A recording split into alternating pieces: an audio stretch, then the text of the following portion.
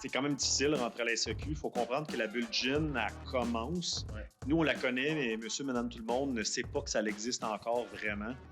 Là, on est en 2019. On est en 2019. Ouais. 2020, il y a 1 an de différence entre la bulle gin explose puis elle n'est pas encore là. Exact, ouais. Donc, c'était difficile de rentrer nos produits. La SAQ dit « Ah, j'ai pas de place sur mes tablettes », mais il y en avait vraiment plus qu'aujourd'hui. Ouais, c'est le contexte. Ils font de la place quand ça leur tente. Oui, exactement. Puis c'est pas négatif vers la SAQ. Non. C'est le contexte que les ventes de gin étaient vraiment inférieures à cette époque-là. Puis on avait entendu que Salut Bonjour, quand tu allais là, ça avait quand même un gros impact. Puis la journée même ou le lendemain, ça explose. Ça explose. C'est les ventes immédiates. Ça se passait beaucoup dans le vin, mais on l'a testé. Puis on dit 10 000, là, c'est à peu près ça. Là, je me rappelle plus c'est combien. Pas besoin du bill exact. Exactement. Le concept, c'est qu'on a pris le gamble de dire on prend l'argent qui reste puis on l'investit à 100% là-dedans. Ce que je ne recommande pas aujourd'hui dans un portefeuille global, mais à l'époque, c'était le move à faire pour que les directeurs passent de « je ne peux pas t'avoir » à « OK, c'est OK, tu passes à Salut Bonjour, parfait, je te commande 1, 2, 3 caisses. » OK. Puis là, on a fait, mon associé Nicolas puis moi, on était chez eux dans son sol, puis on se faisait des high-fives quand on réussissait à avoir une commande. Puis on les appelait une succursale après l'autre, puis on a buildé notre distribution comme ça grâce à Salut Bonjour. Puis ça l'a fait en sorte qu'on a réussi notre Noël, on a réussi à avoir des ventes, évidemment des commandes qui en ont suivi. Puis ça a lancé la porte d'opportunité de créer notre pamplemousse romarin, qui est le deuxième produit qui nous a fait avancer, qui a fait le gin pamplemousse rose. Fait que tu sais, c'est pas tout, mais c'est comme l'allumette, là, l'étincelle qui a fait que ça a permis tout ce qui en suivait. T'sais. Pas de Noël, peut-être qu'on serait pas là aujourd'hui.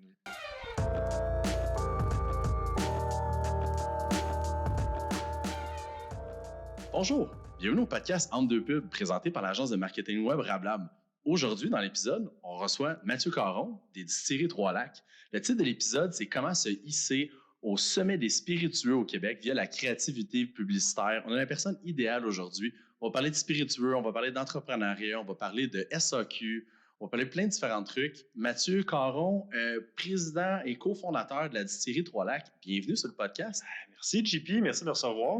Ça me fait grandement plaisir. Mathieu puis moi, on était à l'écran d'entrepreneurship de Beauce ensemble. Donc, c'est là qu'on s'est rencontrés dans la dernière année et demie. Puis, parcours super intéressant. Aujourd'hui, on peut parler de plusieurs trucs avec vous autres. Dans le podcast, on essaie d'avoir un différent range de gens qui sont là. Des fois, on parle d'entrepreneuriat, des fois, on parle de pub spécifiquement. Là, ça fait un peu un mix des deux. Puis l'idée... Puis ça, c'est vraiment un peu le teaser de toute l'émission, puis le big punch. On fait ça en 2 étapes. On va commencer, on va parler un peu de la Distillerie Trois-Lacs, le background, parce que tu es aussi un ex-architecte, ex-gestionnaire de milieu hospitalier, pauvre, quand même pauvre de toi dans un milieu pas facile, qui t'a amené là. Fait que c'est comme un peu la première partie de l'épisode. Deuxième partie, on va parler des bons coups qui marchent vraiment bien. Les bons coups de pub, qu'est-ce qui marche pas. C'est vraiment là où est-ce qu'on va vouloir mettre de l'emphase. Puis Mathieu a quelque chose à vous partager tantôt que je trouvais fascinant en lui parlant. C'est comment est-ce qu'il a été capable d'investir le seul 10 000 $ qui restait dans leur compte de banque pour mettre ce 10 000 $ de banque-là. Puis c'est vraiment ça, en fait, qui a réussi à vous faire décoller en réalité. Là. Fait que quand il reste une coupe de miettes de pain dans le compte de banque, on prend ça, on y va all-in. Puis après ça fait comme lever l'entreprise. Fait que Mathieu pourra vous partager ça un petit peu plus tard. Ça va être fort intéressant. Mathieu Caron, présente-toi un peu la distillerie qui es-tu, juste pour qu'on comprenne bien. Là. Exact. Je suis, comme tu l'as dit, cofondateur de la Distillerie Trois-Lacs. J'aime moins dire que je suis président, mais c'est une unicité avec mes deux partenaires, 2 amis d'enfance. Donc, c'est vraiment un projet d'amis, de plaisir à la base. Là. Donc, voilà, à la distillerie, oui, j'ai la présidence, je joue ce rôle-là, mais j'ai aussi mon chapeau en marketing, en finance, RH. Donc, un peu de tout. Là. Un peu de tout, je te dirais. Ouais, c'est la beauté des PME aussi. Il faut que tu sois un petit peu versatile au final. Donc, ouais, c'est un peu ce que je chapeaute la distillerie. Puis, Distillerie Trois-Lacs, ça fait combien de temps exactement que ça existe? Plusieurs personnes peut-être qui nous écoutent ont déjà consommé vos produits, là, mais ça fait combien de temps que c'est disponible à la SAQ? On a commencé à commercialiser en 2019, à l'été, le 1er août 2019. Donc, ça va faire 5 ans l'année prochaine. Là. Le temps passe vraiment vite. Puis, mais l'idée a commencé là, vraiment avant ça. On parle de l'été 2016. Là, donc, c'est un projet qui va faire bientôt 7 ans. Là, ça fait 7 ans que ça existe. C'est quand même incroyable. Puis, comme c'est un projet d'été, c'est un projet de T'es pas game qu'on fasse du gin? C'est un projet de quoi, là? Ben, non, c'est pas un projet T'es pas game. Tu sais, c'était vraiment avec mes amis, on est des amateurs de spiritueux dans son ensemble. Puis, puis à la base, moi, j'ai toujours été un amoureux de tout ce qui est alcool, en partie par son contenant, mais on va dire par son contenu. Là. Okay. Excuse-moi, l'inverse. Non, le contenu, ça. Non le contenant. Le contenant au lieu du contenu. Ouais. En fait, peut-être pour ça que j'avais ma fibre artistique très en jeune âge, là, mais j'adorais aller à la SAQ avec mon père, puis regarder tout ce qui se faisait, les couleurs, tout, ça m'a toujours attiré. Puis je trouvais toujours que dans les brands d'alcool, c'est là que tout est un peu soit funky ou super bien fait. Ouais. Il y a beaucoup le niveau de détail est vraiment important dans le marketing de spiritueux. Donc, j'ai toujours trippé. Fait j'ai commencé à lire un peu là-dessus. J'étais avec ma blonde de l'époque, puis on s'en parlait pas mal. Puis je me disais, si j'avais quelque chose à partir, là, je partirais à une distillerie, ce serait vraiment cool. Puis un soir, j'étais avec ma blonde puis mes amis qui sont mes associés aujourd'hui, puis on jasait, puis on réalisait qu'on avait un peu toute cette même passion-là de partir sur la distillerie. Fait que on a l'idée est un peu lancée dans les airs, mais chaque soir qui a suivi pendant une semaine ou deux, on travaillait là-dessus non-stop, puis là, on s'est dit, je pense qu'on a un projet, guys. Puis là, on n'a jamais vraiment regardé en arrière. C'est vraiment le fun, puis tu sais, surtout, on s'en était déjà parlé, puis je pense quelque chose de quand même du common sense, là, du knowledge général, mais les gens achètent avec leurs yeux, là, que ce soit un produit à la SAQ, que ce soit une boîte de céréales dans une épicerie, que ce soit peu importe, name it. Puis en réalité, à la SAQ, les gens achètent des bouteilles de vin, les gens achètent des bouteilles de spiritueux à cause de l'emballage. Là. Fait que, en réalité, c'est un produit que le design, que la commercialisation, que le merchandising doit être comme A1, sinon c'est sûr que ça ne fonctionne pas, même si tu as le meilleur produit. Là. Exact. C'est vraiment une guerre de marketing au final. Puis pour moi, je dis qu'il y a deux façons d'acheter un produit. Il y a l'achat numéro 1 puis le rachat. Ouais. L'achat numéro 1, c'est du marketing. On ne se cachera pas.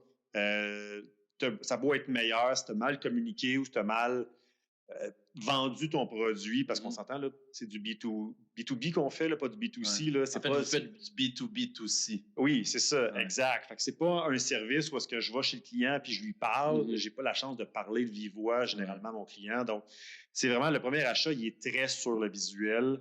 Puis le rachat, ben là, ça dépend. T'sais, si la personne n'a pas aimé, ben là, il n'y aura pas de rachat. Fait que la qualité du produit à l'intérieur doit être là. Mais reste que le marketing peut être tellement fort qu'il peut quand même guider le consommateur sur l'achat malgré tout.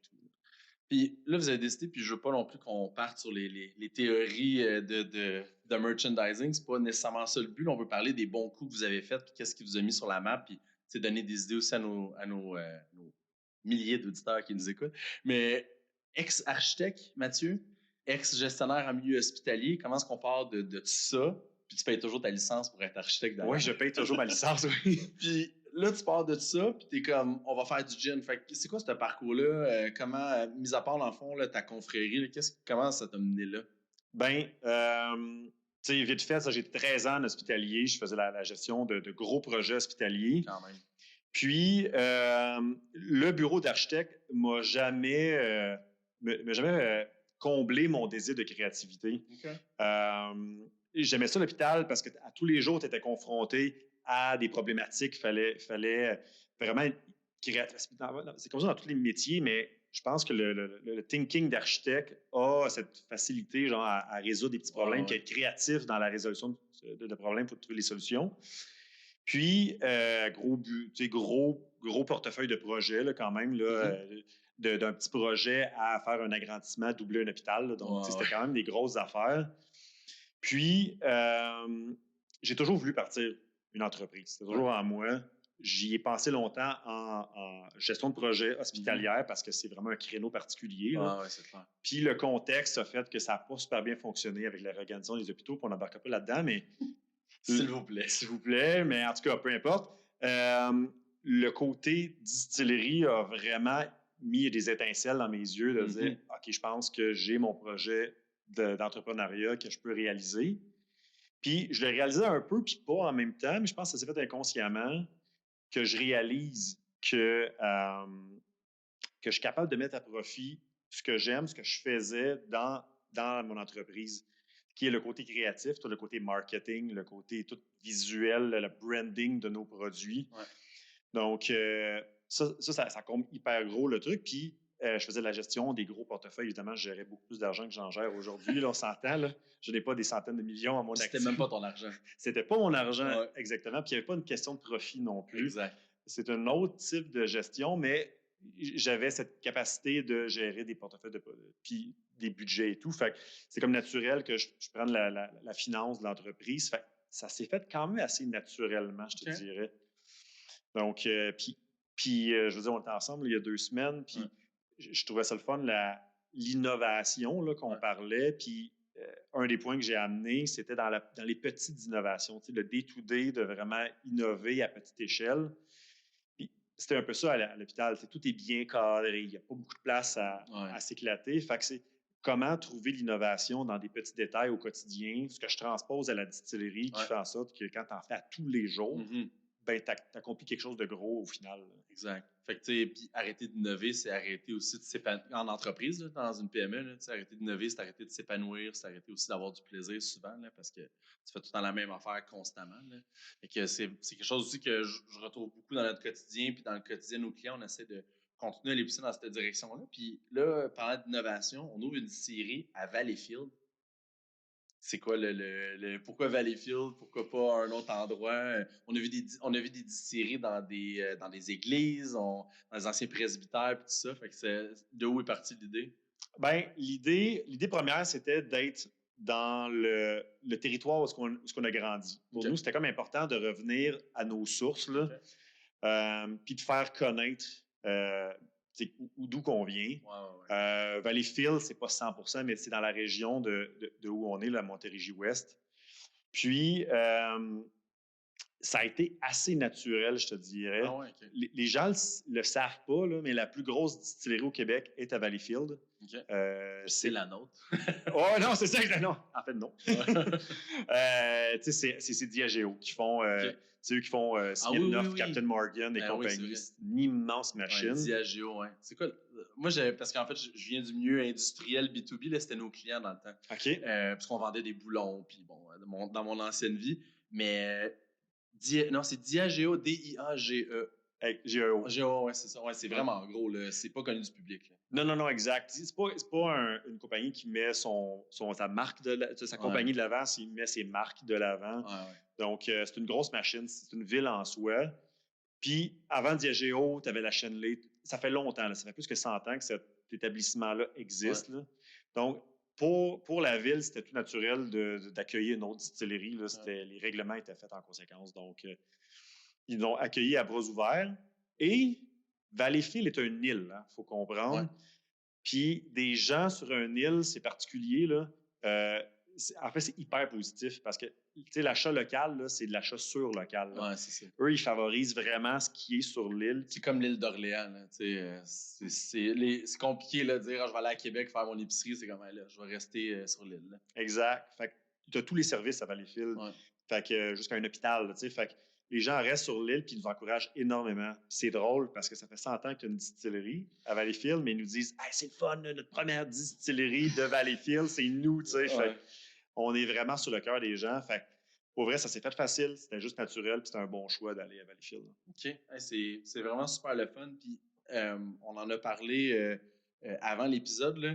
Vous faites, dans le fond, votre propre emballage, puis dans le fond, votre propre production. Là. Fait qu'en réalité, il y a comme deux chemins possibles là, dans les produits de distillerie au Québec. Là. Il y a des gens qui font du co-packing ou du co-packaging. Là. Les deux doivent se dire. Puis des gens qui produisent eux-mêmes. Fait que vous avez vraiment décidé d'ouvrir votre propre établissement puis de faire votre propre distillation, I guess, vos propres produits, de la source jusqu'à la bouteille, puis après ça, de l'emballer puis de le vendre à la sac en réalité. C'était ça le projet. Puis c'est ça qui a mis de l'étincelle dans nos yeux. Puis c'est le projet. Demain matin, on serait juste une marque, comme tu l'as dit, Tu pourrais juste avoir un brand, tu le fais faire par quelqu'un d'autre en co-packing, puis c'est très viable. Mais nous, notre projet, c'était pas ça.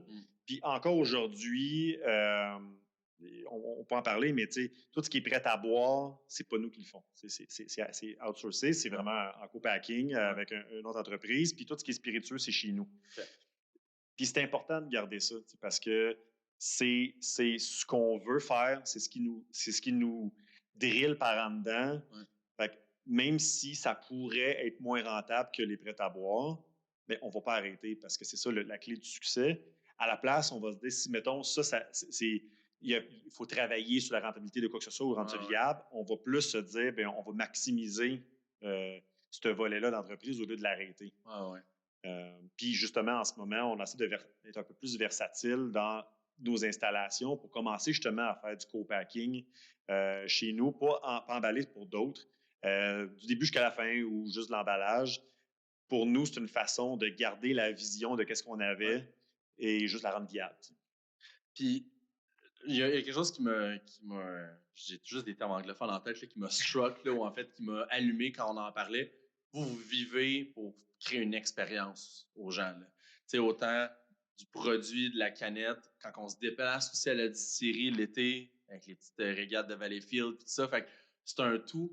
Puis je pense, en fait, c'est un bout. Il y a plusieurs personnes qui nous écoutent. Là, c'est souvent des gens en communication marketing, puis des gens qui sont dans le milieu de la pub ou dans le milieu de l'entrepreneuriat. Comment est-ce que tu crées une expérience? Puis là, en passant, c'est pas un cours d'université, là, c'est selon ce que Mathieu a vécu. Comment est-ce que tu crées une expérience quand il y a une société qui a le monopole pour vendre ton produit? Tu sais, on s'entend, tu peux pas dire hey, je vais faire des stands, on va faire boire notre produit dans des IGA, puis après ça, on va aller tel endroit. Tu sais, c'est hyper régi, hyper contrôlé. Tu as un seul client potentiel, mettons dans une optique de vente grand public. Là. Puis, tu sais, c'est leur point de service, c'est eux autres qui décident de tout. Fait que comment est-ce qu'on crée une expérience? Comment est-ce qu'on prend notre envol dans un milieu où est-ce que ça semble être assez contigu et assez carré là, comme possibilité? Là? L'expérience, c'est super important, JP. Puis c'est drôle, hein, parce que je roulais sur l'autoroute récemment, puis ça fait longtemps que je n'ai pas allé manger là, mais Pacini, tu sais, avec leur pain grillé. Je suis comme, wow, ça, c'est une super belle expérience. Tu sais, c'est pas juste s'asseoir, tu t'en vas faire ton pain, puis tu t'en vas jaser là. Pour nous, c'est super important, l'expérience client, parce que nous, on fait à la base du B2B, là, dans les revenus, là, on vend à la SEQ, puis ça s'arrête là, en grosse partie. Fait qu'il faut trouver une manière d'aller rejoindre le client, puis de faire un certain B2C. Puis l'expérience client est super importante, puis il faut que tu réussisses à trouver la façon de le générer. Il y a une façon qui est en partie, c'est pas la plus grosse, là, mais recevoir les gens à la distillerie. Les gens sont toujours impressionnés de voir. Des fois, ils trouvent que c'est gros, des fois, ils trouvent que c'est petit pour le volume qu'on fait, mais c'est rare les gens qui sont, je veux dire tes mots anglais, mais non-impressed par la chose. Là. Ils arrivent, ils sont comme toujours, OK, je ne m'attendais pas à ça. Puis, ça, c'est une façon de fidéliser ta clientèle. Tu sais, c'est rare que tu fasses du recrutement avec les gens qui viennent chez vous. Là. Fait que tu vas bien fidéliser ta clientèle comme ça. Puis sinon, tu as les festivals. Pour nous, les festivals, c'est une occasion en or d'atteindre sa clientèle. Tu peux pas vraiment voir ça comme une division marketing, une division événementielle qui c'est ça qui va faire que ta business va rouler. C'est vraiment une façon de faire du marketing hyper efficace, de parler à ton consommateur, chose qu'on n'est pas capable de faire en SEQ. Là. Je ne suis pas tout le temps là en train de dire prenez celui-là, vous allez voir, c'est bon. Exact. Mais en festival, tu es capable de leur parler dans un contexte, dans une expérience. Le fun aussi. Là. Exactement. Les gens viennent là pour vivre une expérience, avoir du plaisir, puis là, tu rentres ton produit dans leur bout de plaisir. Là. Exact. Puis pour nous, on considère qu'à la distillerie Trois-Lacs, on génère des moments de plaisir chez les gens. Okay. Puis, dépendamment comment que tu le fais, c'est toujours ça qu'on vise. Donc, si la personne a consommé le produit en se disant « Ah, wow, tu sais, t'es avec tes amis, il fait beau, tu as un contexte à ça, puis tu leur génères une expérience, bien, eux, ils vont se rappeler de ça, puis ils vont vouloir le recréer à la maison ou avec d'autres amis. Puis ça, c'est super important pour la notoriété de la marque, puis assurer que le brand, il survive dans le temps. Là, hyper important, l'expérience client.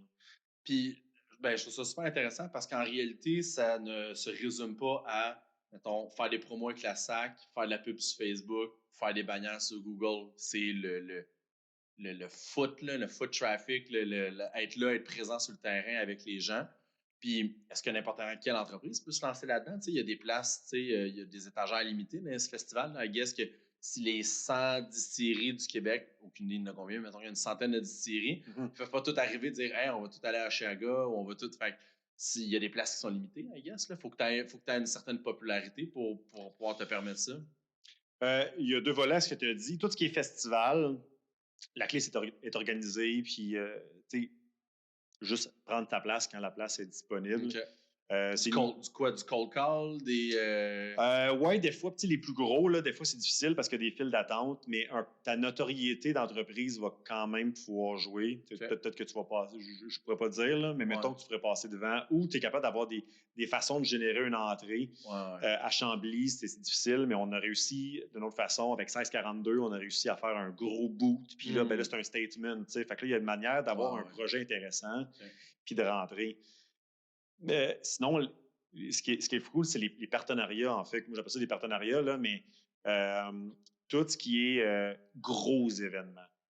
Nous autres, on est au tournoi de tennis, là, on est juste à côté ici en ce moment chez Rablab, là, mais la coupe Rogers, on va me chicaner, c'est l'Omnium Banque Nationale. L'Omnium Banque Nationale. Présenté par Rogers. Donc, j'appelle encore ça tout le temps la coupe Rogers. Mais en contexte, c'est ça, c'est faire ça. On a fait le Cirque du Soleil cet été. Okay. Les régates je pourrais parler en deuxième temps, mais de Valleyfield, mais ça, c'est la notoriété. Ça, d'arriver, il y a un spot gin, il faut que tu le prennes, puis il faut que tu... Tu sais, c'est beau que tu vas donner une commandite au partenariat, à l'événement, mais eux, ils vont faire de l'argent sur les ventes, puis lui, il veut s'assurer qu'il y a des ventes. Oui, exact. Fait que c'est sûr que d'avoir bâti ton nom à travers le temps, j'ai un avantage sur une entreprise qui vient de démarrer et qui n'a aucune historique. C'est sûr. Ça, undeniable. Deuxième partie, tu disais les régates, je garde ça en deuxième partie. Oui, mais exactement. Puis en fait, il faut vraiment le voir dans un overview. Puis là, ta question était grande, puis on peut en parler sur plein de fronts, là, mais c'est bon de ne pas avoir une tactique. Ouais. Moi, pour moi, le tennis, je vise un peu le Québec. C'est des gens de partout à travers le Québec. Ouais. Je vise Montréal en même temps. Pareil pour le Cirque du Soleil. Les régates, c'est pas pareil. C'est pas tant dans le recrutement, en partie, mais en partie aussi beaucoup de la fidélisation. Quand tu parles de recrutement, c'est recrutement de nouveaux clients. Là. Exactement, oui. Prospection. Pas RH, là, mais prospection de nouveaux clients. Ouais. Donc, c'est chez nous. Moi, mon but, je veux que tout le monde à Valleyfield sache que Trois-Lacs existe. Puis puis la meilleure façon, c'est de prendre le plus gros événement de notre région puis d'être partenaire majeur. Okay. C'était la Sainte distillerie Trois-Lacs. C'était l'Auto-Québec dans les 20 dernières années. Fait, c'est quand même pas rien. Oui, c'est clair. En 4 ans, on réussit à être le partenaire majeur du plus gros événement de notre région. Puis ça, c'est un autre contexte. Parce que chaque partenariat, il faut comprendre que c'est bien de rejoindre les gens qui sont sur place, mais pour moi, c'est une partie des gens que tu t'atteins. Il faut vraiment que tu réussisses à sortir ça des 4 murs, puis de vraiment maximiser ton action marketing. Ouais. Pour moi, les régates, c'est la région. Fait que là, c'est pas la même... Tu vas entourer avec ta région, tu vas faire des billboards dans ta région, tu vas faire la radio locale. Exact. Donc... c'est les mêmes types même valeur de partenariat, mais avec un motif différent. Puis pourquoi faire ça? Puis en passant, c'est toutes des excellentes idées là, que je pourrais recommander à n'importe qui nous écoute, mais pourquoi faire ça versus exemple, parce que souvent on se fait challenger par les clients, puis on ne fait pas de traditionnel, puis ce type de service-là, là, mais des fois on est comme dans les conversations croisées avec les clients. Pourquoi, mettons, pas dire je vais scraper une partie de ce budget-là, puis je vais aller à Occupation Double? Tu sais, mettons, là, Occupation Double, très grand public. On parle de jeunes quand même qui consomment de l'alcool, surtout les prêts à boire. Je pense qu'il y avait genre Bulle de nuit, prêt à boire, Occupation Double, puis tout ça. Ça se ferait pas au prochain Occupation Double? Une petite canette de prêt à boire, limonade rose. En passant, je dis pas que c'est une bonne ou mauvaise idée, mais je dois t'entendre là-dessus parce que c'est des commitments qui sont différents. C'est à la télévision, puis ça doit être hyper dispendieux aussi. Là. Je connais pas les prix nécessairement, mais pourquoi, mettons, un versus l'autre? Une stratégie, une vision aussi d'entreprise là-dedans? Oui, je suis d'accord. Puis effectivement, c'est très dispendieux. Puis à un moment donné, c'est important de comprendre qu'il y a un budget, puis il faut... Nous, on essaie d'être quand même 360 pareil, puis pas de faire, ben moi, j'ai 5 000 fait que je vais prendre un billboard à 5 000 puis j'arrête là. La récurrence est super importante. Ce qu'on aime des partenariats, c'est que les gens, oui, le voient, ils le voient en personne et peuvent le consommer. Exact. Pour nous, il n'y a rien de plus fort que quelqu'un qui le consomme et qui l'apprécie. Le rachat, puis on parlait d'expérience, là, il n'y a rien de mieux que de le consommer pour la première fois dans une expérience positive qu'à la maison. Je ne dis pas qu'à la maison, c'est pas bien, mais c'est un niveau supérieur. Fait que pour nous, c'est super important. Mais c'est pas tout. Comme je disais, il faut enrober ce partenariat-là. Ça peut venir par une campagne radio, une campagne médias sociaux, un peu 360 pour chacun. Puis après ça, il faut quand même combler. Là, en fait, je pense que je te dirais pourquoi on n'est pas à Occupation Double, puis ça m'intéresserait. Puis on l'a déjà fait, en fait, Occupation Double Barbecue. Ça a été un petit add-on. Un genre de segway ou un genre de... Ouais, un à côté. Là, des fois, ils font des spin-offs d'émissions. Oui, exact. Fait que là, dans le fond, c'était les anciennes... à chaque épisode, c'était les anciens d'une année qui se rencontraient, puis ça fait un contexte. Puis nous, ben, c'était Renaud, là, que j'adore particulièrement, qui a pris mon produit puis qui a fait goûter aux autres boys de la cohorte. Là, puis ça, on l'a fait, mais c'était plus à notre niveau. Là. Donc, oui, on est prêt à le faire. Puis j'ai l'impression que si tu as la capacité de le faire avec d'autres choses, c'est quand même fort pareil. Tu rejoins tes gens. Fait que si tu fais les deux, hyper fort. Ben écoute, on rentre tout de suite là, dans les bons coups, puis on a parlé de plein de différentes choses. Tu as été super généreux là, sur les différentes opportunités, puis comment vous voyez ça. Puis je pense que c'est bon pour avoir un point de départ là, si on veut commencer ou on veut diversifier peut-être nos investissements. On revient tantôt à notre point. On a 10 000 dans le compte de banque. On a investi 10 000 en pub pour aller chercher de l'exposure. C'est quoi l'histoire? Qu'est-ce qui est arrivé? Qu'est-ce que vous avez fait? Ben, on venait de sortir notre gin citron tournesol. On est en quelle année? On est en 2019. 2019. Ouais, on commence. On est pré-pandémie, là, fait que on n'a pas ce contexte-là, mais c'est quand même difficile de rentrer à la SEQ. Il faut comprendre que la bulle gin, elle commence. Nous, on la connaît, mais monsieur, madame, tout le monde ne sait pas que ça existe encore vraiment. Là, on est en 2019. On est en 2019. En 2020, il y a un an de différence entre la bulle gin explose puis elle n'est pas encore là. Exact, Donc, c'était difficile de rentrer nos produits. La SAQ dit « Ah, j'ai pas de place sur mes tablettes », mais il y en avait vraiment plus qu'aujourd'hui. C'est le contexte. Ils font de la place quand ça leur tente. Oui, exactement. Puis, c'est pas négatif vers la SAQ. C'est le contexte que les ventes de gin étaient vraiment inférieures à cette époque-là.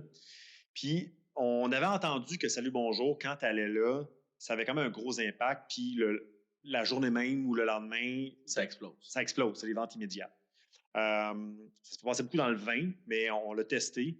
Puis, on dit 10 000, c'est à peu près ça. Là, je me rappelle plus c'est combien. Pas besoin du bill, exact. Exactement. Le concept, c'est qu'on a pris le gamble de dire ben, on prend l'argent qui reste puis on l'investit à 100% là-dedans. Ce que je ne recommande pas aujourd'hui dans un portefeuille global, mais à l'époque, c'était le move à faire pour que les directeurs passent de je peux pas t'avoir à OK, c'est OK. Tu passes à ça le bonjour, parfait. Je te commande 1, 2, 3 caisses. OK. Puis là, on a fait, mon associé Nicolas puis moi, on était chez eux dans son sol, puis on se faisait des high-fives quand on réussissait à avoir une commande. Puis on les appelait une succursale après l'autre, puis on a buildé notre distribution comme ça grâce à Salut Bonjour. Puis ça a fait en sorte qu'on a réussi notre Noël, on a réussi à avoir des ventes, évidemment des commandes qui en ont suivi. Puis, ça a lancé l'opportunité de créer notre pamplemousse romarin, qui est le deuxième produit qui nous a fait avancer, qui a fait le gin pamplemousse rose. Fait que, tu sais, c'est pas tout, mais c'est comme l'allumette, là, l'étincelle qui a fait que ça a permis tout ce qui en suivait. T'sais. Pas de Noël, peut-être qu'on serait pas là aujourd'hui. Là. C'est fou pareil. Hein? Fait que, dans le fond, vous avez eu l'idée ou en fait la vision de dire on voit une opportunité. Puis, c'est un montant d'argent qui est assez considérable à l'étape d'entreprise que vous êtes, là, surtout quand il restait à peu près juste ça dans le compte de banque. Là. Fait que, en fait, en réalité, c'est la seize the moment, là, seize the opportunity, puis de go with it. Puis en réalité, mettons que ça aurait fait un flop, puis vous n'auriez pas eu plus de commandes, peut-être ça aurait été la fin de Distillerie Trois Lacs, ou peut-être que l'envol aurait été différent. Là. Exact.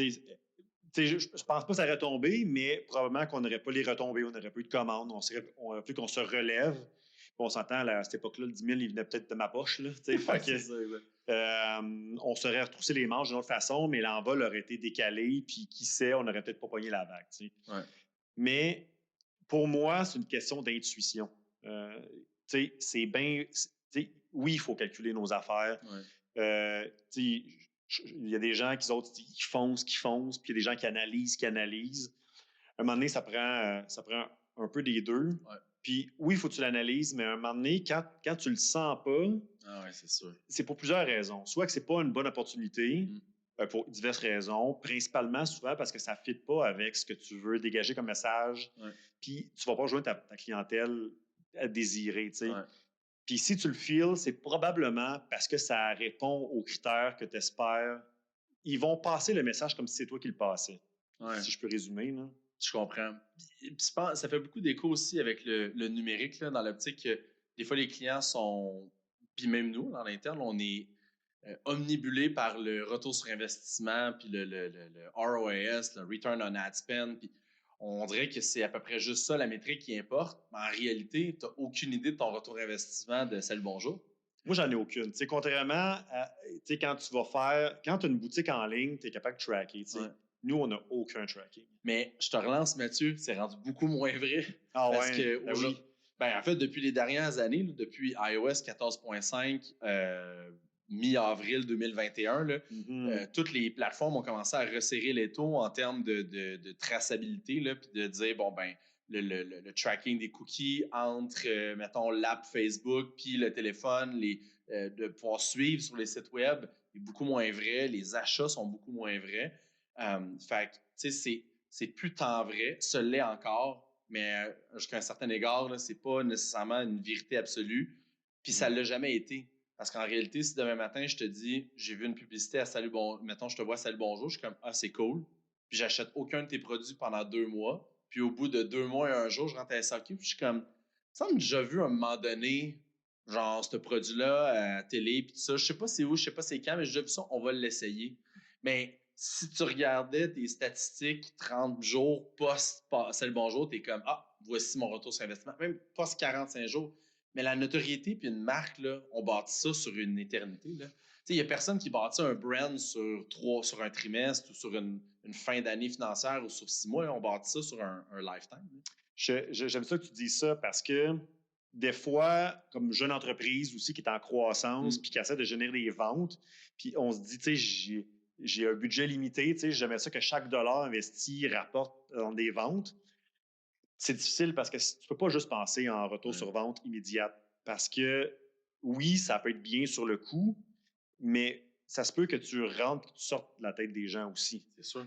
Donc, oui, il a acheté, oui, il a goûté. Fait que c'est sûr que tu crées quelque chose.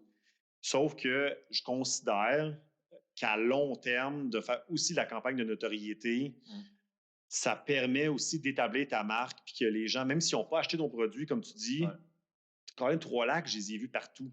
Colin, ça doit être bon au final, là, mais semble je vois mes amis consommer ça, tout ça, puis à un moment donné, tu tombes et tu deviens consommateur. C'est super difficile. Là, peut-être, je ne sais pas si j'ai pas les stats de moi, là, tout ce qui est dans l'épicerie, c'est toujours facile un peu, là, mais des céréales, là, c'est tellement difficile de changer ta sorte de céréales.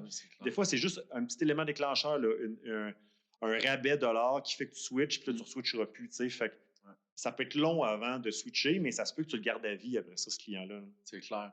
Et on enregistre cet épisode-là octobre, presque novembre 2023.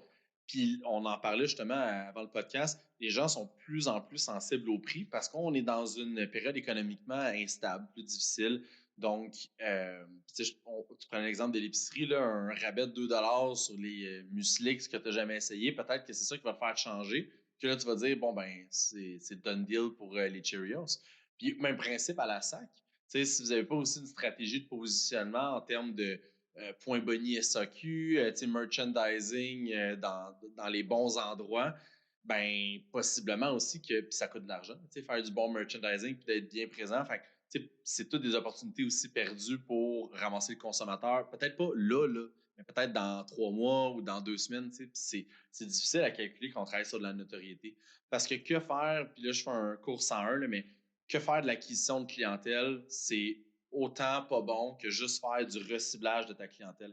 Tu sais, tantôt, tu donnais ton exemple de Régate de Valleyfield, tu sais, partenaire. Si vous faisiez juste ça comme événement, rien que ça, là, aucun autre événement, là, puis vous mettez, là, vous êtes le turbo partenaire Platinum, tu sais, vous mettez la full gomme, ben les ventes dans les autres SAQ, puis un peu plus province-wide, là, le reste du Québec, ça va être affecté. Même principe que si tu fais rien pantoute à Valleyfield, tu fais juste aller taper dans le fin fond du Québec, ben Valleyfield va être affecté. Fait en réalité, le marketing, c'est un peu tout en même temps. C'est un ensemble, là, comme tu disais tantôt, c'est un peu 360. Puis si tu fais juste te limiter à un seul élément ou deux ou même trois, c'est pas bon. Il faut vraiment regarder autant faire de l'acquisition de nouvelles clientèles, mais là, il ne faut pas que j'oublie aussi ma clientèle fidèle qui achète chez nous depuis des années, que peut-être qu'elle, elle veut voir un nouveau produit qui est arrivé ou qui s'en vient.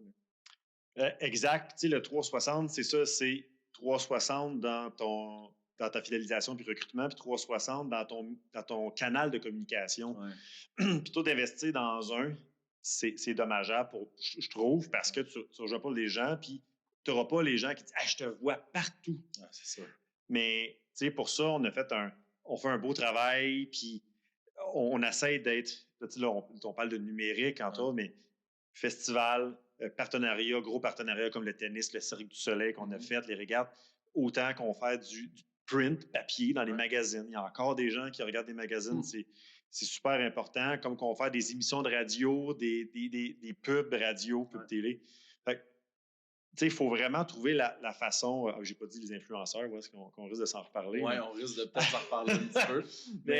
Mais c'est ça, faut vraiment être à l'affût de comment réussir. Puis moi, la clé, c'est la récurrence.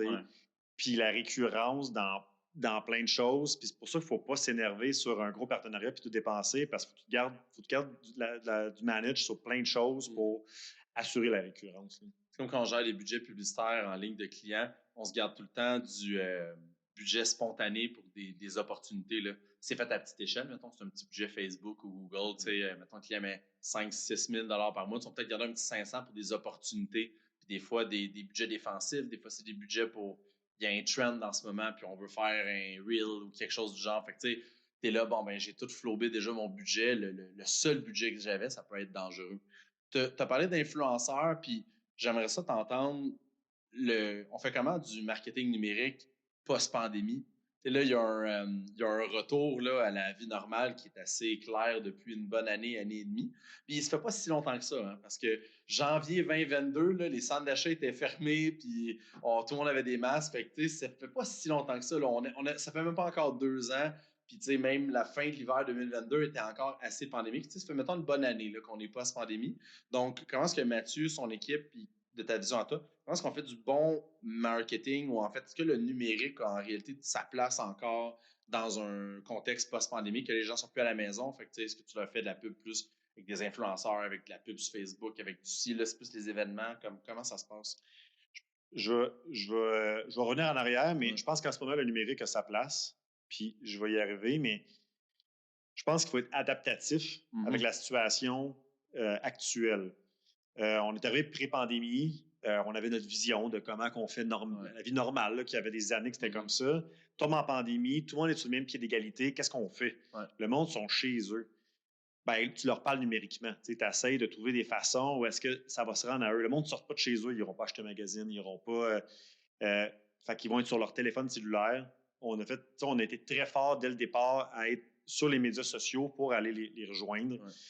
Fait que ça, c'est comme ça. Puis là, pas longtemps après, pouf, tu tombes en déconfinement. Le monde veut sortir de chez eux. On a fait des lancements à la distillerie, on a participé à des festivals. Le monde s'arrachait les événements. Puis on l'a vu, ce trend-là a été plusieurs fois. Là, on a confiné, déconfiné, déconfiné. Fait que, cette adaptation-là n'arrêtait pas de devoir se faire jusqu'à l'été 2022, qui était encore la dernière année où est-ce que tout le monde voulait sortir de chez eux durant l'été. Puis, j'ai l'impression que maintenant, c'est tout le côté l'inflation, la récession. Là. Les gens, je sens qu'ils sortent un peu moins. Puis là, on revient à... C'est pas un confinement, mais le monde sont chez eux. Fait qu'il faut revoir comment que le consommateur va consommer nos produits, puis d'adapter ton message en fonction de comment que la personne se sent puis qu'elle vit ses activités sociales Donc, C'est clair. Puis là, je pense, là, pendant que tu parles, mais stratégie d'influenceurs, stratégie Facebook, Google, est-ce qu'il y a des choses à prioriser quand justement là, les gens sont peut-être un petit peu plus à la maison, mais là, le portefeuille est plus serré. Là. Fait que, y a des trucs que vous préconisez là-dedans? ben, en fait, c'est ça, on va un peu plus miser sur justement du numérique qui va atteindre les gens sur leur cellulaire. Ouais. Les campagnes d'influenceurs, je trouve, pour moi, c'est un complément. Il faut, Ouais. faut mettre des bémols. Là. Ouais. Mais je trouve ça super important. C'est un canal de communication qui est de plus en plus important. Puis je trouve que ça évolue aussi. Là. Ouais. C'est pas juste. Je fais juste prendre une personne, prendre le produit, puis ça s'arrête là. Mm-hmm. Tu vois, cet été, ce qu'on a fait, on a pris Alexiel, un ancien, on parlait d'OD tantôt, Ouais. un ancien d'OD qui vient de Valleyfield.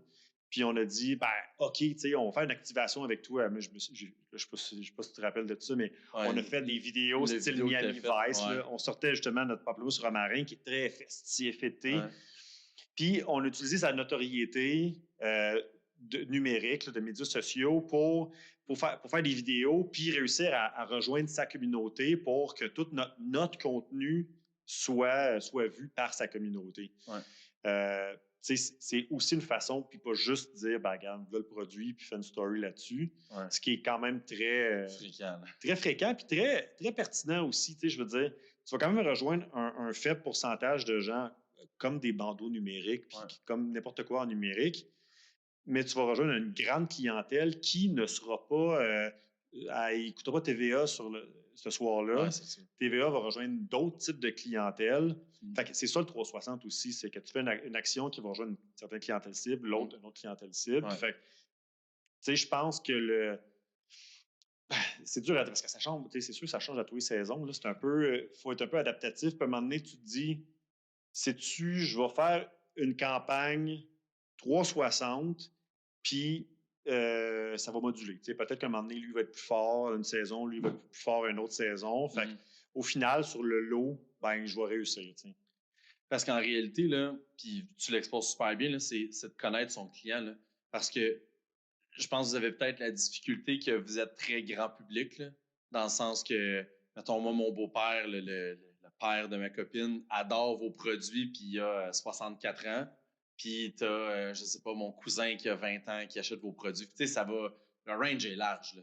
Mais si je suis une compagnie de linge pour filles fait à Montréal, mais là, comme je réduis, c'est comme je suis déjà 50% moins grand public, puis après ça, ben là, je suis pas fille, mettons, je suis pas, on va dire, femme plus âgée, je suis vraiment fille. Bon, ben là, je réduis encore. Fait c'est sûr que là, ça réduit certains canaux de communication. En partant, on enlève TVA Nouvelles, on enlève tous ces salut, bonjour, puis tout ça.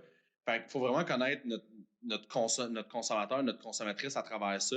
Puis, est-ce que, parce que ça me vient un peu à l'esprit en fait, en discutant, est-ce que, en fait, vous faites des sondages? Est-ce que vous essayez de comprendre aussi ce qui est votre consommateur, comment il évolue? Parce que ça doit être, I guess, quelque chose que vous pensez sortir un produit, mettons celui-ci, qui est absolument extraordinaire, la limonade rose, puis vous dites, ah, ça, là, ça s'adresse à tel type de personne, puis ça, c'est X, Y, Z qui va le boire. Puis là, finalement, vous allez dans un festival, puis c'est tout le monde que vous ne pensez pas qu'il va l'avoir dans la main qui l'ont. Fait que comment est-ce que vous gérez ça aussi, cette découverte-là de votre persona?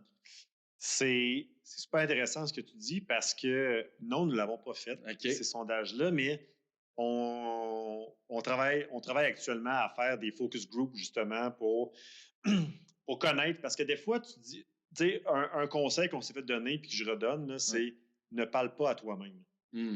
Tu parles à ton consommateur. Faut pas que tu dénatures. Faut que ça reste tes valeurs. Moi, j'aime tous mes produits. Il n'y a rien qui sort qu'on est comme, j'aime pas ça, mais tu sais, faut faire de l'argent. Ça, c'est de te planter à un moment donné. Fait on aime tout ce qu'on fait, mais il faut toujours garder en tête que c'est pas toi qui vas l'acheter, mais ton consommateur. Donc, c'est super important de créer le message, puis d'assurer que tu combles un besoin. Sauf que des fois, tu t'arrêtes, tu te dis, oh, je le sais, mais est-ce que je me parle à moi-même en ce moment? Puis, c'est justement là, on est à un point où est-ce qu'on se dit, on a avancé, on connaît on a quand même le flair sur nos choses. La distillerie va bien. J'ose croire qu'on a fait des moves qui faisaient du sens.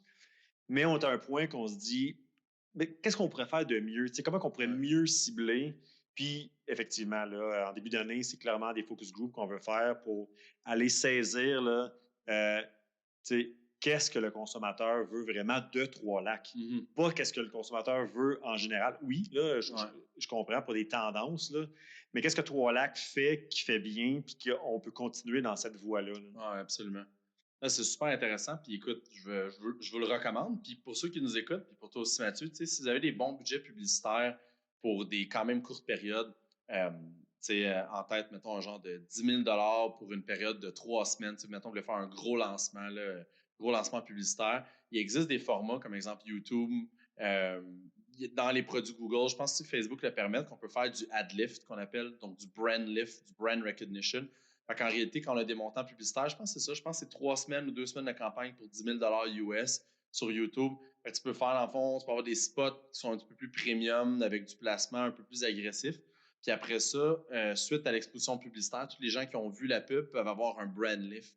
Donc, savoir, en fait, ça va poser des questions, un formulaire, là, donc un survey qui est directement rempli sur YouTube, ou des fois, on va l'avoir avant que la vidéo démarre ou à la fin, peu importe. Puis, c'est pas sur la vidéo que tu viens d'écouter, c'est est-ce que vous avez déjà vu, mettons, une publicité de Trois-Lacs mettons, dans le dernier mois? Oui. Est-ce que vous recommanderiez ce produit-là? Est-ce que vous l'avez déjà acheté? Oui, non. Fait que tu peux comme tout te faire un formulaire. Ça, c'est intéressant quand justement tu as des gros pushs publicitaires, tu peux faire ressortir un brand lift pour voir, ben, là, je vais investir un montant X, puis en même temps, je vais me sortir du data en disant, est-ce que les gens sont considèrent ma marque? Est-ce que les gens sont intéressés? Puis, mettons, je mets 10 000 $ sur 3 semaines, 2 semaines sur YouTube. J'ai atteint, on va dire, j'ai 600 000 impressions, puis j'ai, mettons, on va dire, 23 000 unique visitors, même, on va dire unique people reached.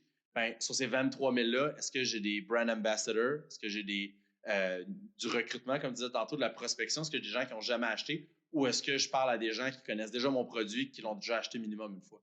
Ça, c'est tout du data que tu peux rentrer dans l'entreprise, puis après ça, le réutiliser pour développer de nouveaux produits, approfondir les produits que vous avez déjà. C'est une très, très bonne façon. Il faut se renseigner. T'sais, nous autres, on le sait, d'autres agences aussi le savent. Il faut se renseigner sur ces produits-là parce qu'ils sont comme cachés un peu dans l'écosystème. Là. Tu vas sur YouTube ou en fait, tu ouvres ton compte Google Ads, ads.google.com, tu commences à mettre du budget. C'est pas écrit Hi, sir, please inject $10,000 and receive brand lift. Il y a un petit peu de manœuvre, il y a un petit peu de paramétrage, puis il faut que tu fasses le questionnaire avant, puis tout ça. C'est des bonnes façons. Puis je le sais aussi que la firme Léger Marketing, on fait comme un brand aussi. C'est-tu Léger ou il y a comme un sub-brand, je crois, qu'ils ont créé qui est un peu plus accessible, qui vont faire justement des petits focus groups, qui vont envoyer des formulaires aussi sur le web. Donc, ils vont prendre eux, ils ont des grands échantillons de gens, là, mettons des centaines de milliers, voire des millions de personnes dans leur liste courriel, puis vont faire des brand surveys. Sauf que le bug, c'est que ça va faire un brand survey à des gens qui ont peut-être aucune intention d'acheter whatsoever ton produit. De l'autre côté, au moins, tu as un petit peu de paramétrage. Fait que c'est un peu à regarder parce que je trouve que c'est un point souvent qui est comme laissé aller de côté. Puis ça m'a beaucoup parlé tantôt, le parle-toi pas à toi-même. Là. Tu veux que ton produit, en fait, soit le reflet de ce que ton consommateur veut en réalité. Mathieu, j'ai une dernière question, puisqu'après ça, on va tout de suite être dans le mot de la fin, le wrap-up. Comment est-ce qu'on continue pour évoluer et pour innover dans une entreprise de gin? On en a parlé tantôt. Il y a trends de rhum, il y a des trends de sans-alcool, il y a plein de différentes choses. Comment est-ce qu'on continue d'évoluer quand on fait du spiritueux et qu'on est, mettons, très heavy, là, très pesant en gin? Là? Fait que comment est-ce qu'on continue d'évoluer? Comment on continue d'assurer notre pole position ou au moins notre place sur le podium? Là? C'est sûr que ça. Pour moi, ça passe par deux volets. Là. Oui, il faut continuer à innover. Être à l'affût des tendances et tout. Chose qui n'est pas toujours simple. Là, Ouais. Parce que souvent, la problématique, souvent, les gens vont dire tu regardes les tendances américaines, puis ça va venir chez vous. Il faut que ça parte quelque part des tendances. Ouais. Puis le Québec, on un petit peuple assez particulier où est-ce que soit que des fois, on peut être en retard. Le Canada en général est en retard sur les États-Unis. Puis au Québec, on aime tout ce qui est sucré en général.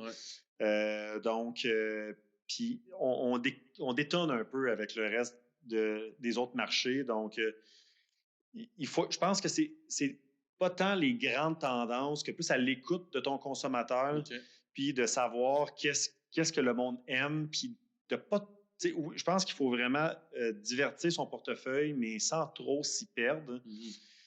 Puis, je pense que c'est parce que je suis dans cette trend-là en ce moment, mais de trouver une façon aussi de pas juste se fier à l'innovation puis le nouveau produit, que de réussir à fidéliser ton consommateur, puis de réussir à assurer que tes produits existants soient plus connus. Parce que je pense que ce serait un peu égoïste de dire que tous les Québécois, pas égoïste, mais un peu illusoire de dire que tous les Québécois savent que Distillerie Trois-Lacs existe. Ouais, ça serait un peu farfetch. Ouais. Exact. Fait que dans le fond, c'est pas une mauvaise nouvelle. C'est une excellente nouvelle de dire que j'ai un potentiel de rejoindre. J'ai peut-être 10% des Québécois qui savent que ma marque existe. Fait que si je trouve un moyen innovant d'atteindre 20%, ben, je viens de doubler ma clientèle possible, puis avec mes mêmes produits. Donc, je pense qu'il faut être créatif. Ça, c'est purement dans le marketing que tu vas réussir à faire ça. Donc, 100%. Puis souvent, on entend les consommateurs, les entreprises avec qui on travaille qui nous disent « J'ai déjà tout tapé mon marché au Québec, je vais aller en Ontario. » Toi, c'est différent parce que là, c'est un autre game, c'est la LCBO. Puis là, c'est un autre distribution, c'est comme un autre business pratiquement. Là. Mais, tu sais, mettons, pour une entreprise, j'avais des recommandations autant du B2B que du B2C, ceux qui vendent à des consommateurs directs.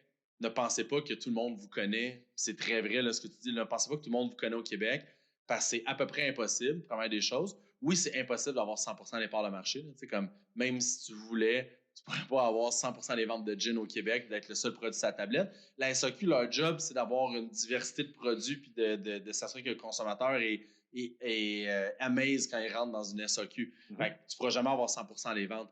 Mais autant pour un consommateur, pour une entreprise qui vend des produits de cosmétiques, des produits de beauté, du linge, peu importe, c'est impossible que 100% de vos consommateurs vous connaissent. Puis si le marché vient en diminuant, on peut innover à travers les consommateurs et les consommatrices qu'on a déjà et non dire « Ah, faut aller en Ontario. » Parce que nous autres, on est 8-9 millions, eux autres sont 18-19 millions. Ah, faut aller aux États-Unis. Ils sont 350 millions de dollars. Ouais, mais il y a des freins et il y a des limitations aussi à tout ça.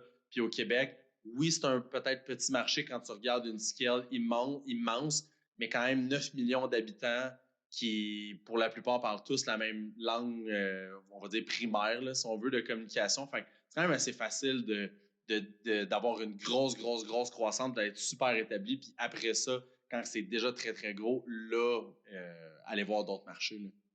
Je suis 100% d'accord. Puis d'être fort chez vous, c'est la clé aussi de sortir de chez vous. Ouais. Puis, c'est illusoire des fois de dire que l'Ontario, ça va être facile, puis les États-Unis, ça va être facile. Au final, tu vas investir de l'argent. Là, tu pourrais dire, oui, mais passer de 10% de la population à 20%, ça va me coûter beaucoup d'argent. Probablement le même prix qu'aller aux États-Unis. Ah, c'est pas plus. Là. C'est pas plus. Donc, je pense qu'il y a moyen d'être créatif au sein de ton réseau ici. Puis, quand c'est ton même marché, ils aiment les mêmes affaires. Ça se peut que tu arrives aux États-Unis et ils n'aiment pas ce que tu fais parce que c'est pas dans la culture de voir, je dis n'importe quoi, mais pamplemousse. Le pamplemousse n'est pas aimé aux États-Unis, exemple. Mais c'est bien plus tough d'aller faire passer ton produit au pamplemousse que de doubler tes ventes au Québec. Ah, c'est sûr.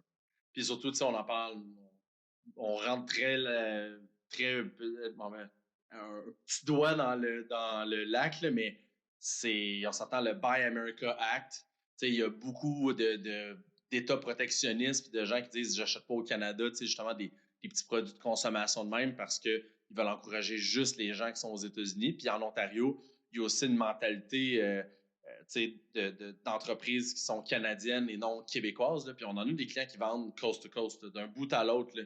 Puis, tu sais, une entreprise que Made in Montreal, c'est comme non merci. Made in Canada, même si c'est pas écrit l'endroit, yes sir.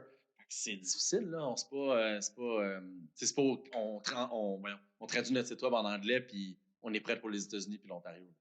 On n'est vraiment pas là. Mathieu Caron, le mot de la fin, ton état d'esprit actuel, puis c'est quoi la suite pour Distillerie Trois-Lacs? Ben, en fait, si j'avais une chose, là, c'est de rester humble pareil pour qu'est-ce que tu es. Dans ton marketing, tu l'as dit, tu ne connais pas tout ton marché, tu ne connais pas toutes les façons.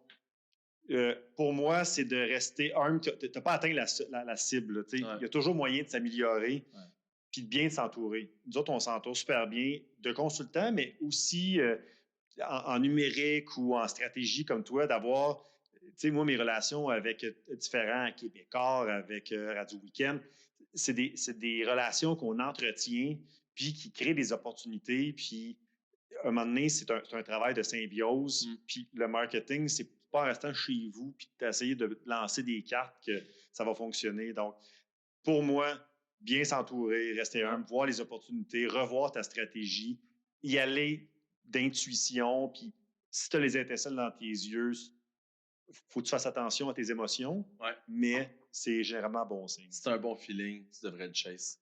Ouais. Excellent. Hey, tout le monde, on vous laisse. On va pas y aller pour le mot de la fin, mais les superbes produits distillerie Trois-Lacs. Explique-nous donc un petit peu rapidement pour ceux qui ne connaissent pas ça, pour les 90% de la population qui ne connaissent pas ça. Ben exactement. Donc, les prêts à boire qui nous ont fait connaître énormément. 2021. 2021, on parle du limonade rose. Tu sais, c'est un produit qui est hyper facile de consommation. Tu n'as pas besoin de mixer, tu n'as pas besoin de rien faire autre que craquer la bouteille puis le consommer. C'est une facilité. Puis pour nous, tu sais, le message, faut que ça reste simple. Ça, c'est vrai dans tout. Là. Ça va dans la musique. Il faut que tu trouves un moyen de parler à ton consommateur, tu sais, de ne pas y aller trop haut à ton niveau à toi. Il faut quand même que tu ailles au niveau de ton consommateur. Pas que ton consommateur en sait moins que toi, mais en fait, il en sait moins que toi. Parce que toi, tu es l'expert. Puis c'est pas de leur faute. On ne peut pas tout savoir. Là. On devient expert, puis des fois, on peut se perdre là-dedans, mais une bonne limonade rose au gin, tu ne te trompes pas, c'est classique, puis ça a hyper bien fonctionné. Définitivement mon produit préféré sur toutes les tablettes de la SAQ. Puis tu sais, je dis pas ça parce que Mathieu est là. Je suis un grand consommateur avant de le rencontrer, mais surtout celle-là. Puis là, je pointe, mais les gens qui écoutent sur Spotify, Apple Podcast, on s'excuse, c'est pour YouTube. Mais ouais, un super produit, limonade rose, là, 5% d'alcool, très bon. Surtout l'été, là, c'est un no-brainer. C'est c'est dangereux, on va se le dire. Là. Effectivement. Puis après ça, je vous amène un peu ailleurs, tu sais, avec c'est le nouveau de cette année. C'est pas le plus grand produit qu'on a, mais c'est juste démontrer à quel point qu'on peut être un peu créatif dans notre style de produit. Puis c'est un rhum au pamplemousse rose qu'on mixe avec la limonade. Fait que ça reste simple comme type comme un gin tonic, un rum and coke, mais c'est un rhum limonade. Très cool le branding aussi. Là. Tu t'en parlais tantôt, mais ça fait très Miami Vice avec les vidéos que tu as faites avec ta petite chemise fleurie et tout. Là, Ben, exactement. Puis c'est là un peu qu'on s'en va dans notre marketing, d'être un peu plus par expérience. Puis là, on le voit même, les yeux ont vu une expérience. Donc, pour nous, là, je l'ai amené parce que c'est comme l'apogée pour l'instant du super beau produit, rhum pamplemousse rose avec les différents prêts à boire. Mathieu Caron de Distillerie Trois-Lacs, merci beaucoup d'avoir été là. Très apprécié. J'espère que tu as aimé notre dernière heure ensemble. Ben, c'était un plaisir. Je pense qu'on aurait pu parler une autre heure. Mais... Oui, assurément. Surtout, moi, parler de gin, là, c'est comme un petit plaisir.